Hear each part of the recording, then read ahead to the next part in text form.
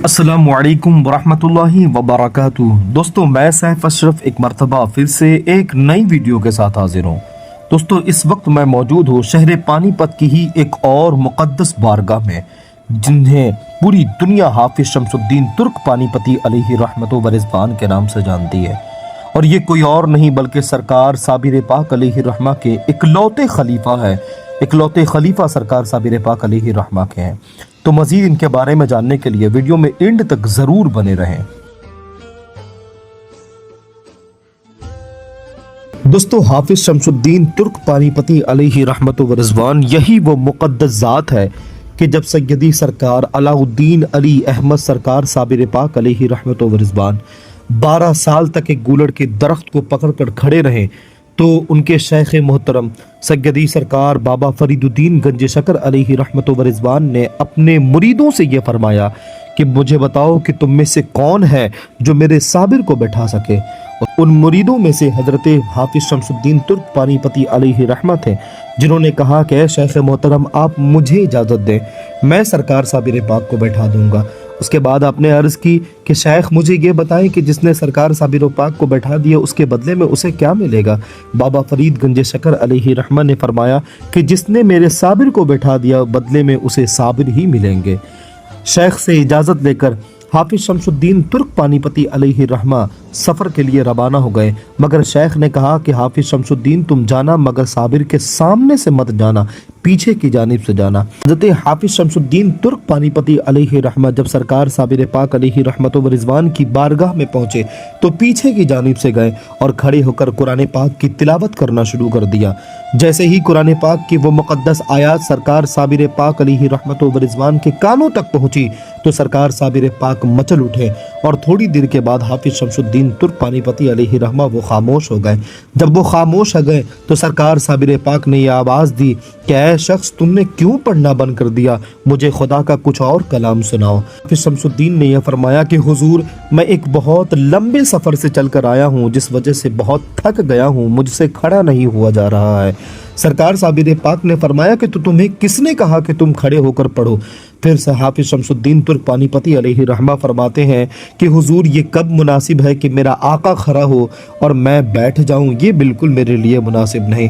तो सरकार साबिर पाक ने फरमाया कि क्या अगर मैं बैठ जाऊंगा तो तुम मुझे कुरान करीम की तिलावत सुनाओगे।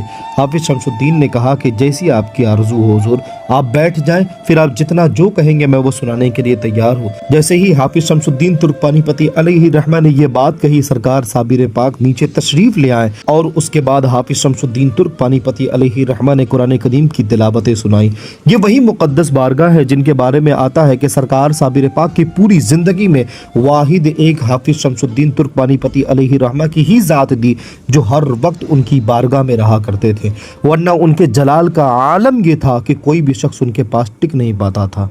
शेख शमसुद्दीन चिश्ती साबरी पानीपती क़ुद्दस सिर्रहुल अज़ीज़ बुलंद पाया आरिफीन कामिलीन में से थे। वतन असली तुर्किस्तान को खैराबाद कहकर तलब मुर्शिद के लिए निकल पड़े और मावरा उन नहर होते हुए हिंदुस्तान पहुँचे। इधर जब आप पाक पतन पहुँचे तो हज़रत बाबा फरीदुद्दीन गंज शकर अलैहि रहमतो व रिज़वान की बारगाह से इक्तिसाब फैज़ किया। फिर आपके हुक्म से हज़रत ख्वाजा अलाउद्दीन अली अहमद सरकार साबिर पाक के दरबार में हाजिर हुए। आपके दस्ते मुबारक पर सिलसिले चिश्तिया में शर्फ़ बैत हासिल किया और 15 साल रियाज़त व मुजाहिदा करने के बाद शेख की तरफ से इजाज़त व खिलाफत से सरफराज होकर मकाम पानीपत में मनसब विलायत पर मुतमक्किन हुए। हज़रत शेख शमसुद्दीन तुर्क पानीपती क़ुद्दस सिर्रहुल अज़ीज़ का सिलसिला नसब हज़रत ख्वाजा अहमद यस्वी के वास्ते से हज़रत मोहम्मद बिन हनफिया इब्ने मौला अली रज़ियल्लाहु ताला अन्हुमा तक पहुँचता है। हुसूल मारिफत के लिए हज़रत शेख शमसुद्दीन तुर्क पानीपती अलैहि रहमा उलूम शरीयत की तहसील से फ़राग़त हासिल करने के बाद मारिफत खुदाबंदी के हुसूल के लिए वतन अज़ीज़ को तर्क करके हज़रत मखदूम साबिर कलियरी अलैहि रहमतो व रिज़वान की बारगाह में हाज़िरी दी, क्योंकि उन्हें मालूम था कि किसी आरिफ बिल्लाह शेख तरीक़त से उलूम मारिफत हासिल किए बग़ैर दिल में वो नूर इलाही दाखिल हो ही नहीं सकता जो हिदायत का सबब बने। حضرت شیخ شمسالدین ترک پانی پتی علیہ الرحمہ اپنے شیخ حضرت صابر کلیری قدس سرہ العزیز کی خانقاہ میں 15 سال تک ریاضت و مجاہدہ نفس میں مصروف رہے۔ عبادات و اعمال و اشغال کے ساتھ ساتھ شیخ کی خدمت میں ایسے امور کی ذمہ داری اپنے سر لے کر اسے خوش دلی سے پابندی کے ساتھ ادا کیا کہ ریاضت و مجاہدہ کا وہ حصہ بن گیا جن کی ادائیگی نفس پر بوجھ ہو۔ انہوں نے ایسے کام اپنے اوپر مقرر کر لیے جیسے کہ جھاڑو لگانا، جنگل سے لکڑیاں کاٹنا، پھر بیت الخلا کی صفائی کرنا وغیرہ۔ یہ وہ سارے کام ہیں جو انسان اپنے آپ کو کرنے میں یہ وہ سارے کام ہیں جن کو کرنے میں عموماً لوگوں کی انا کو ٹھیس پہنچتی ہے، مگر حضرت حافظ شمس الدین ترک پانی پتی علیہ الرحمہ نے ان سارے کام کو اپنے سر پر لاگو کیا اور ان سارے کاموں کو اپنے اوپر مقرر کر لیا تھا۔ ریاضت و مجاہدہ کا عالم یہ تھا کہ خزینۃ الاصفیاء، سگر الاقطاب، مرأۃ الاسرار وغیرہ کی روایت کے مطابق حضرت شیخ شمس الدین ترک پانی پتی علیہ الرحمہ 15 سال اپنے شیخ حضرت علاء الدین علی احمد صابر کلیری علیہ الرحمہ کی خانقاہ میں وضو و غسل کا پانی لانے اور کھانا پکانے اور لکڑیاں لانے کی خدمت پر مامور رہے۔ شیخ نے سلوک و معرفت کے منازل طے کرانے کے بعد آپ کو خرقہ خلافت عطا فرمایا اور پانی پت کی ولایت و قطبیت سپرد کی۔ جس وقت آپ پانی پت پہنچے تو وہاں حضرت شیخ شرف الدین بو علی شاہ قلندر علیہ رحمت و رضوان منصب ولایت پر فائز تھے، اور آپ کی آمد کے بعد حضرت بو علی شاہ قلندر نے منصب ولایت آپ کو سپرد کی اور پانی پت سے باہر نکل کر کرنال کے علاقے میں مقیم ہو گئے۔ حضرت شیخ شمس الدین ترک پانی پتی علیہ رحمہ صاحب کرامت بزرگ تھے، ان سے بے شمار کرامتوں کا ظہور ہوا۔ جب بھی کوئی کرامت ظاہر ہوئی اور مخلوق خدا کی بھیڑ ان کے پاس جمع ہونے لگی تو انہوں نے مخلوق سے دوری اختیار کر لی تاکہ نفس دھوکے میں مبتلا نہ ہو کر سکے۔ چنانچہ جس زمانے میں حضرت شیخ شمس الدین ترک پانی پتی علیہ رحمہ دلی میں سلطان غیاث الدین بلبن کی فوج میں ملازمت کر رہے تھے، باوجود اس کے کہ آپ ولایت کے درجے پر فائز تھے، اخفاء احوال کا اس قدر اہتمام فرماتے ہیں کہ لشکر میں ہتھیار بند سپاہی کی حیثیت سے رہتے، لیکن راتوں کو تنہائی میں عبادت الہی، ذکر و فکر اور تلاوت قرآن میں مصروف رہا کرتے تھے۔ صاحب خزینۃ الاصفیاء یہ لکھتے ہیں کہ انہی دنوں بادشاہ غیاث الدین بلبن نے ہندوستان کے ایک قلعے پر لشکر کشی کی۔ خواجہ شمس الدین ترک پانی پتی بھی اس لشکر میں شریک تھے۔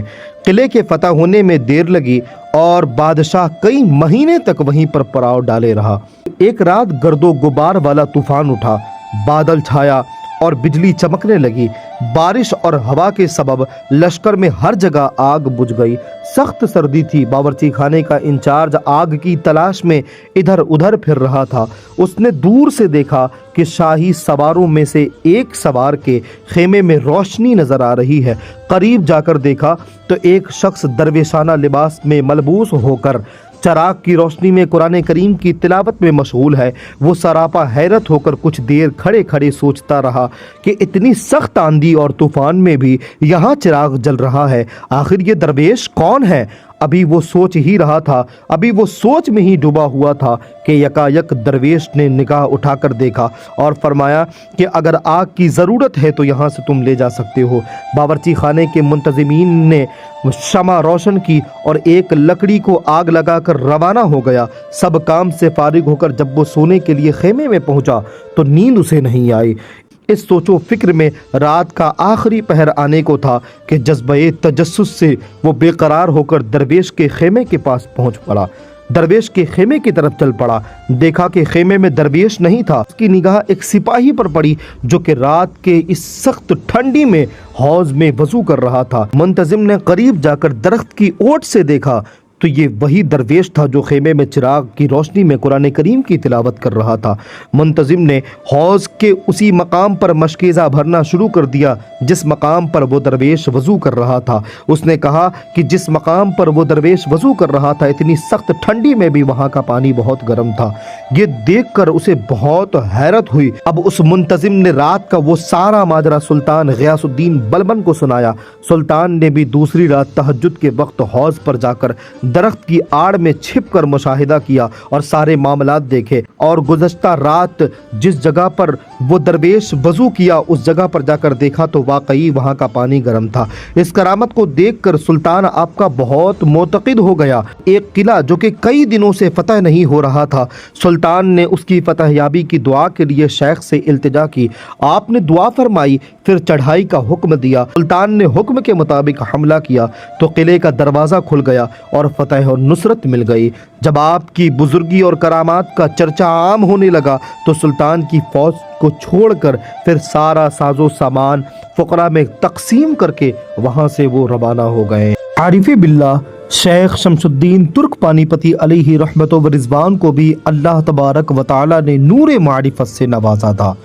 جب آپ کے شیخ حضرت شیخ صابر کلیری علیہ رحمت و رضوان کو یہ معلوم ہوا کہ پانی پت میں شیخ شرف الدین بو علی شاہ قلندر پر اب جذب کا عالم غالب ہو گیا ہے اور ان کے ارشاد و تبلیغ کی ذمہ داری اب تکمیل کو پہنچنا چاہتی ہے، تو پانی پت کی ولایت حضرت شیخ شمس الدین کے حوالے کرنے کا ارادہ فرمایا اور حکم فرمایا کہ اب وہ وقت آ گیا ہے کہ تم مخلوق خدا کے دلوں کو اپنے نور معرفت سے روشن کرو۔ پانی پت کی ولایت تمہیں سپرد کی جاتی ہے، وہاں جا کر ارشاد و تبلیغ دین میں مشغول ہو جاؤ۔ حضرت شیخ شمس الدین ترک پانی پتی علیہ رحمت و رضوان کو نور معرفت سے معلوم ہو گیا کہ پانی پت کے صاحب ولایت ابھی شیخ شرف الدین بو علی شاہ قلندر ہیں، شیخ مجھے وہاں جانے کا حکم کیوں دے رہے ہیں؟ لہٰذا آپ نے شیخ سے یہ باادب ہو کر عرض کیا کہ شیخ کہ اس جگہ تو شیخ شرف الدین بو علی شاہ قلندر موجود ہیں، ان کے ہوتے ہوئے وہاں میرے رہنے کی کیا صورت ہوگی؟ تو سرکار صابر پاک علیہ رحمہ نے فرمایا کہ ان کی ولایت کی مدت اب آخری مرحلے میں ہے، کیونکہ ان کے اوپر اب جذب کا غلبہ ہو چکا ہے اور اس حالت میں ارشاد و تربیت کا فریضہ انجام دینا ممکن نہیں۔ جب تم وہاں پہنچو گے تو وہ شہر سے باہر چلے جائیں گے، اور ایسا ہی ہوا۔ صاحب معارج الولایت اور صاحب مرۃ الاسرار وغیرہ کی روایت کے مطابق ادھر شیخ شمس الدین ترک پانی پتی علیہ رحمہ پانی پت کے قریب پہنچے اور ادھر شیخ بو علی شاہ قلندر کو نور معرفت سے آپ کی آمد کا علم ہو گیا۔ اپنے عزیز اور منظور نظر شیخ جلال الدین کبیر الاولیاء علیہ رحمہ سے فرمایا کہ تمہارے شیخ آ گئے ہیں، جاؤ فلاں جگہ پر وہ موجود ہے، زیارت کر لو۔ اسی طرح ایک منظور نظر نوجوان جو کہ کسی حلوائی کا بیٹا تھا، اس سے بھی یہی فرمایا کہ جاؤ شیخ کامل آ گئے ہیں، تم جاؤ ان کی دیدار کر لو، ان کے جلوے سے تم جا کے سرفراز ہو جاؤ۔ جب حلوائی کا بیٹا حضرت شیخ کے ارشاد کے مطابق بتائے ہوئے مقام پر پہنچا تو جا کر دیکھا تو ایک دیوار کے سائے میں ایک قلندر صفت بزرگ تشریف فرما ہے۔ حضرت شیخ جب پانی پت پہنچے تو حضرت بو علی شاہ قلندر اپنا مقام ترک کر کے شہر سے باہر تشریف لے گئے اور شیخ بو علی شاہ قلندر علیہ رحمہ کرنال کے علاقے میں قیام فرمایا اور تا دم حیات وہیں مقیم رہے۔ اس دوران پانی پت بھی آمد و رفت کا سلسلہ جاری رہا، دونوں بزرگوں کے مراسم بہت اچھے رہے۔ حضرت شیخ شمس الدین ترک پانی پتی قدس سرہ العزیز کا کمال زہد یہ تھا کہ راہ مولا میں انہوں نے وطن، گھر بار، اہل و عیال اور رشتہ داروں کو چھوڑا اور سفر کی تمام صعوبتوں، تمام پریشانیاں، تمام مصیبتوں کو برداشت کرتے ہوئے ترکستان سے ہندوستان تشریف لائے۔ سخت ریاضت و مجاہدات کے بعد عرفان کے اتنے اعلیٰ مقام پر فائز ہوئے کہ خود آپ کے پیر و مرشد شیخ علاء الدین علی احمد صابر کلیری علیہ رحمہ نے آپ کی عظمت و بزرگی کا اعلان فرماتے ہوئے یہ ارشاد فرمایا، شمس ماں در اولیاء مثل شمس است، کہ ہمارا شمس الدین گروہ اولیاء میں بے مثل ہے، ہمارا شمس الدین گروہ اولیاء میں سورج کی طرح ہے، یعنی تمام اولیاء میں میرا شمس الدین یہ سورج کی مثل ہے۔ حضرت شیخ شمس الدین ترک پانی پتی علیہ الرحمہ صفت زہد سے متصف تھے۔ یہی وجہ ہے کہ جب انہوں نے سلطان غیاث الدین بلبن کی فوج سے نکل کر اپنے شیخ حضرت علاء الدین علی احمد صابر کلیری رحمۃ اللہ علیہ کی خدمت میں حاضر ہونے کے لیے رخت سفر باندھا تو جو کچھ بھی مال و متاع آپ کے پاس تھا سب کو فقراء اور مساکین کے درمیان تقسیم کرا دیا۔ الغرض حضرت شیخ شمس الدین ترک پانی پتی علیہ الرحمہ حضرت مخدوم صابر کلیری علیہ الرحمہ کی بارگاہ سے سلوک و معرفت کے منازل طے کرتے ہوئے پانی پت میں मसनद नशी हुए और खल्के खुदा को अपने फयूज़ व बरक़ात से मुस्तफ़ीज़ करते हुए 715 हिजरी को वसाले बहक होकर पानीपत ही में मदफून हुए। इन्ना लिल्लाहि व इन्ना इलैहि राजिऊन। ये थी एक मुख्तसर सबानाए हयात सैयदी सरकार हाफिज शमसुद्दीन तुर्क पानीपती अलैहि रहमत व रिज़वान की, जो कि खलीफा थे सैयदी सरकार अलाउद्दीन अली अहमद सरकार साबिर पाक अलैहि रहमत व रिज़वान के। वीडियो अगर अच्छी लगी हो तो लाइक शेयर सब्सक्राइब ज़रूर करें।